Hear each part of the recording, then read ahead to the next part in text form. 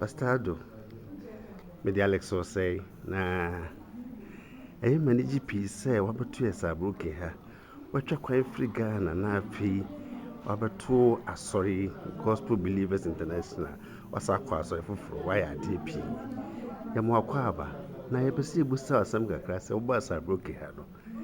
asem ben ena wabehu na ha ne de be na abeso ka kire yo medawase menua berma saasam de asedan soma soft panyina oda a believer church ano ye menua sofo a timi nchen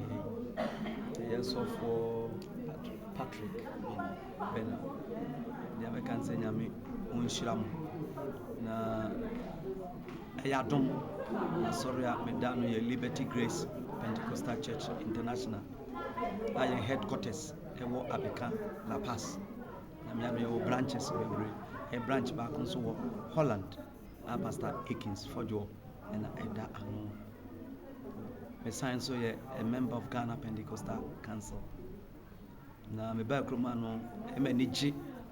sane me beto sane amode ahokeka e de sum nyame.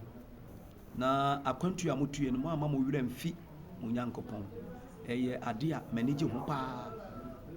Eye enije de kese e de mame. Na emom ade ba akwa me baaye no me pesa me sre.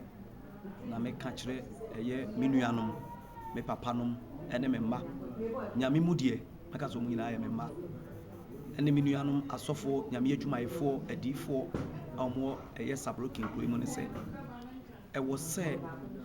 omutumi nya odo sensane a omote no menka so mu ni do ne mo me hye won den se wo mo nkyɛn so na afei no kroye sunsun emra won tem eye onua ne onua asɔre ne asɔre ntem adamfo ne adamfo ntem ekunu ne yirimpo se kro ye wo baabi a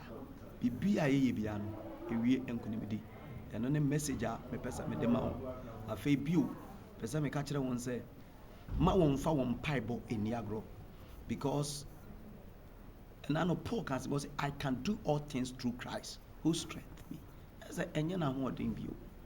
nti me pese me kan say ma ye wahe no yamfa ye ntu bibia foforo so na mu yamfa ye ntu Yesu Kristo a ona ye ahyese ne awieye no so na afi nso ye wa ye bɔ mpae no ye nka ye chi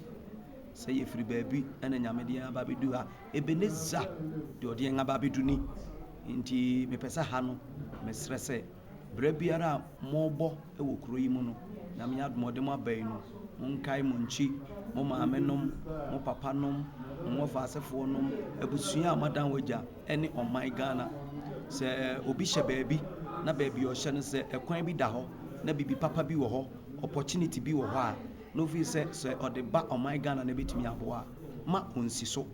omomodi ase ode beba na mji se ni nyina ba ye nhira na ebeboa amase yensu ye ba ye nchi a na yakoma ato ye yem eyi ne mekoma so ebisade kroye a beba onua ene onua ntem kroye a beba adofo ntem na titru asori mu afi me ben so ade ba ko ada mekoma so sane Ghana ye wo Pentecostal Council no sa na nka mani beje se Saarbruecken ha ka churches asofo ni nyina betumi aye ba ko no mu nyina ka bom sanse dede ene dede ma o mu nyina ekrobofo ma ena akoko o mu nyina difference bi anim heaven baako Yesu baako gidie baako emoja baako ye nyina de ho atoso enti sɛ me yo nyame somafo no nyame ka ne sɛ yɛmmɔ yɛn homɔde na nka be ya nka asɔfo mpanyimfo no saa message ya me de me no nka Saarbruecken ha nko ano ɔmo nka mmom na nka mutumi nti asɔfo kuo bi a nka manti bi a ɔmo betumi ahyia baako ne asɔfo yere no mo no no mu nyina agyinam no mo adi ama asɔre e okroma sane be a church sin nyina betumpon na ade nyina be wie peye wo Yesu Kristo din we na me wo amen amen eda wase be brave Pastor Adu to the eda wase edin Apostle Anthony Nana Okyere. Apostle Anthony Nana Okyere. That was Apostle Anthony Nana Okyere. God bless you. Thank you for that.